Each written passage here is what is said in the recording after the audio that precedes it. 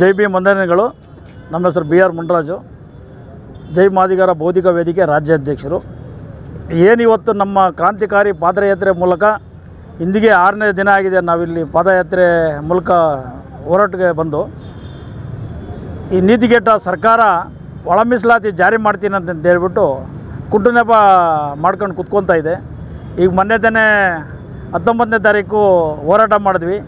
ಆವತ್ತು ಸಿದ್ದರಾಮಯ್ಯನವ್ರು ನಮ್ಮ ಭರವಸೆ ಕೊಟ್ಟರು. 22ನೇ ತಾರೀಕು ನಾಗಮೋಹನ್ ದಾಸ್ನವ್ರನ್ನ ಕರೆದುಬಿಟ್ಟು ಅಲ್ಲಿಂದ ವರದಿ ತಗೊಂಡು ಒಂದು 2-3 ದಿನದಲ್ಲಿ ನಿಮಗೆ ವ್ಯವಸ್ಥಿತವಾಗಿ ನ್ಯಾಯ ಕೊಡ್ತೀವಿ ಅಂತ ಹೇಳಿದ್ರು. ಪುನಃ 21ನೇ ತಾರೀಕು ಇಲ್ಲಿ ಕ್ರಾಂತಿಕಾರಿ ಪಾದಯಾತ್ರೆ ಮೂಲಕ ನಮ್ಮ ಭೀಮ ಸೈನಿಕರ ಸೈನ್ಯದೊಂದಿಗೆ ಪ್ರೊಫೆಸರ್ ಬಿ ಕೃಷ್ಣಪ್ಪನವರ ಸಮಾಧಿ ಹರಿಹರದಿಂದ ಇಲ್ಲಿ ಪಾದಯಾತ್ರೆ ಮೂಲಕ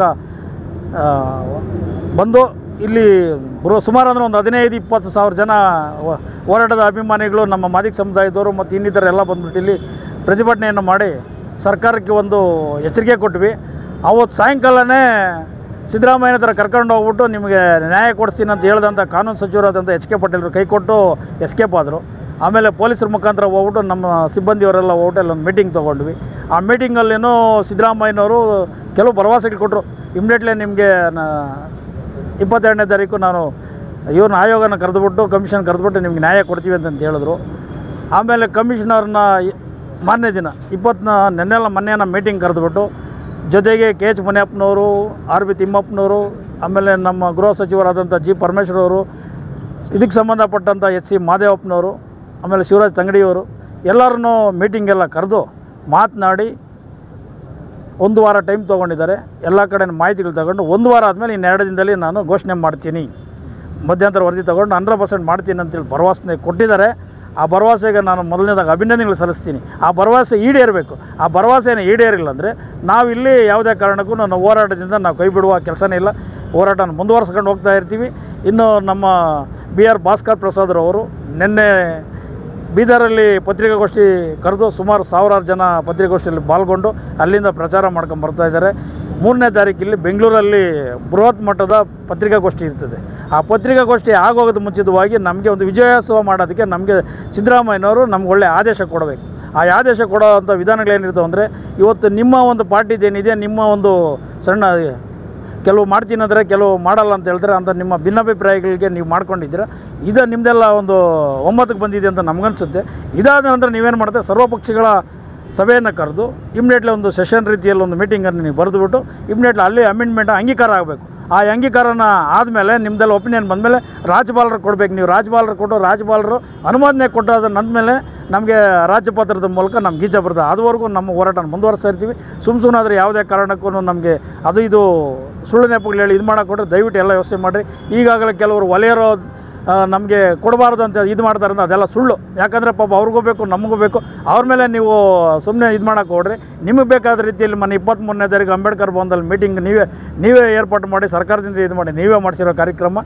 ಅಲ್ಲೇ ಆ ಕಾರ್ಯಕ್ರಮದಲ್ಲಿ ನಮ್ಮ ಬಗ್ಗೆ ಒಂದು ಒಬ್ಬರು ಬಿಟ್ಟರೆ ಬೇರೆ ಯಾರು ನಮಗೇನ ಇದು ಮಾಡಿಲ್ಲ. ಅವ್ರು ಬದುಕೋ ರೀತಿ ಕೇಳೋರೆ. ನಮಗೆ ಖಾಸಗಿಯಲ್ಲಿ ನಮ್ಗೆ ಇದು ಮೀಸಲಾತಿ ಬೇಕು ಎಲ್ಲ ಅವ್ರು ಕೇಳೋದ್ರೆ ತಪ್ಪೇನಿಲ್ಲ. ಆಮೇಲೆ ನೀವು ಜಾತಿ ಗಣತಿ ಅಂತ ಒಂದು ಸರ್ತಿ ಅಂತೀರ, ಜನಗಣತಿ ಅಂತ ಒಂದು ಸರ್ತೀರ. ಜಾತಿ ಗಣ ಇದು ವರದಿಗೂ ಜನಗಣತಿ ವರದಿಗೂ ಡಿಫ್ರೆಂಟ್ ಜಾಸ್ತಿ ಇದೆ. ಜಾತಿ ಗಣತಿ ಬೇರೆ, ಜನಗಣತಿ ಬೇರೆ.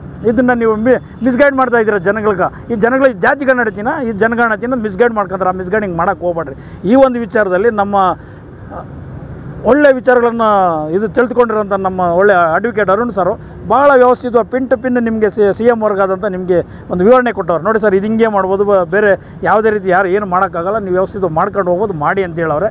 ನೀವು ಅದೂ ಇವರು ಸಾಕಾಗಿಲ್ಲ ಅಂದರೆ ನಿಮ್ಗೇನು ಗೊತ್ತಿಲ್ಲದೇನು ವಿಚಾರಲ್ಲ. ಡೆಲ್ಲಿಯಲ್ಲಿದ್ದಾರೆ, ಬಾಂಬೆಗಳಲ್ಲಿದ್ದಾರೆ, ಎಲ್ಲ ಕಡೆಯಿದ್ದಾರೆ. ನಿಮಗೆ ಮೋಸ್ಟ್ ವಾಂಟೆಡ್ ಬೇಕಾಗಿರೋಂಥ ಅಡ್ವೊಕೇಟ್ಗಳು ಅವ್ರನ್ನ ಕರ್ಕೊಂಡು ನೀವು ಮಾಡ್ಕೊಂಡು ಪರಿಶೀಲನೆ ಮಾಡಿ ನಮ್ಮ ನ್ಯಾಯ ಕೊಡಬೇಕಂತ ಕೇಳ್ತಾ ಇದ್ದೀವಿ. ನಾವು ಈ ನ್ಯಾಯ ಏನು ಕೇಳ್ತಾ ಇದ್ದೀವಿ ಅಂದರೆ, ಸುಮಾರು ಬಾಬಾ ಸಾಹೇಬ್ ಅಂಬೇಡ್ಕರ್ ಅವರು ಬರೆದಂಥ 1950 ಸಂವಿಧಾನದ ಅಡಿಯಲ್ಲಿ ನಮ್ಗೆ ಹಕ್ಕು ಕೇಳ್ತಾ ಇದ್ದೀವಿ. ಬಾಬಾ ಸಾಹೇಬ್ ಅಂಬೇಡ್ಕರ್ ಅವಾಗಲೂ ಕೇಳಿದ್ದೇನಂತ, ಬರೀ 10 ವರ್ಷ ನಮ್ಮ ಮೀಸಲಾತಿ ಸಾಕು ನಮ್ಮ ಬಗ್ಗೆ ಅಂತೇಳಿ. ಯಾಕಂದರೆ ಬರೆದಿರೋ ಸಂವಿಧಾನದಲ್ಲಿ ಎಲ್ಲರಿಗೂ ಅಂಗೀಕಾರ ಆಗಿ ಎಲ್ಲರಿಗೂ ಸಮಾನವಾದ ಹಕ್ಕು ಸಿಗುತ್ತಂತ ಬಾಬಾ ಸಾಹೇಬ್ ಅಂಬೇಡ್ಕರ್ ಅವು ಕೊಟ್ಟಿಲ್ಲ. ನಾವು ಅದಕ್ಕೆ ಮುಂದುವರ್ಸ್ಕೊಂಡು ಹೋಗ್ತಾ ಇದ್ದೀರಿ. ನಮ್ಮದೇನು ತಪ್ಪಿದೆ? ನೀವು ರಾಜಕಾರಣ ಚುಕ್ಕಾಣಿ ಹಿಡಿದು ಅಲ್ಲಿ ಸೀಟ್ಗೋಸ್ಕರ ನಮ್ಗೆ ಮಿಸ್ಗೈಡ್ ಮಾಡ್ತಾ ಇದ್ದೀರಾ. ದಯವಿಟ್ಟು ಅದೆಲ್ಲ ಮಾಡೋಕ್ಕೆ ಹೋಗ್ರೆ. ಹಂಗೇನೋ ನಾವು ಮಾಡ್ಕೊಂಡೇನೋ ಇದಾಗಿದ್ದಾರೆ.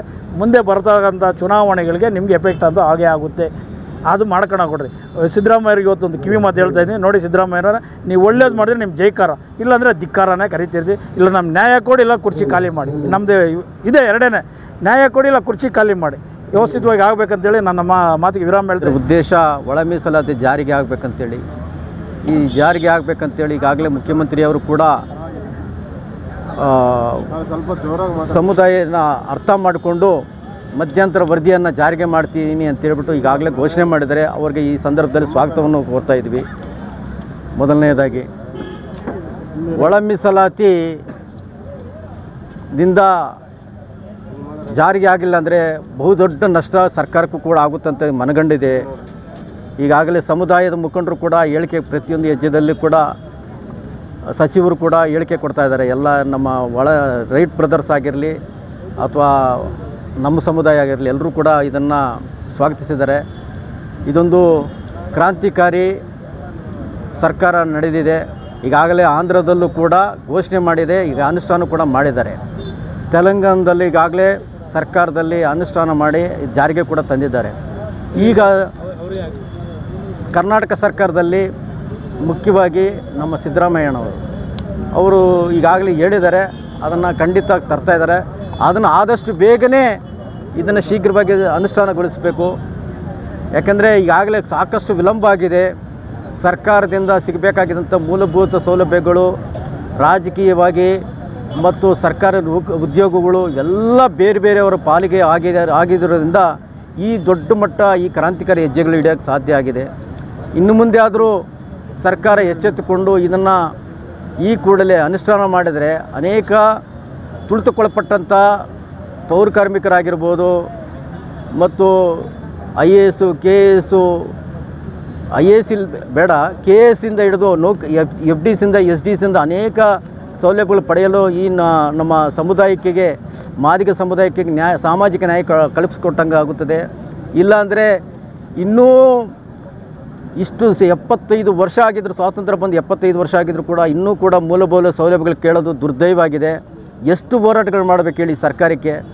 ಅರಬೆತ್ತುಗಲ ಮೆರವಣಿಗೆ, ಪುಟಗೋಜ್ ಚಳವಳಿ, ಹುಬ್ಳಿ ಸಮಾವೇಶ ಮತ್ತು ಬೆಳಗಾಂ ಅಧಿವೇಶನ ಮುತ್ತಿಗೆ, ವಿಧಾನಸೌಧ ಮುತ್ತಿಗೆ, ವಿಧಾನಸೌಧದ ಆವರಣದಲ್ಲಿ ಕರಪತ್ರಗಳನ್ನು ಎಸೆಯೋದ್ರು, ಎರಡು ಅನೇಕ ಜೀವಗಳು ಬಲಿಯಾಗಿದೆ.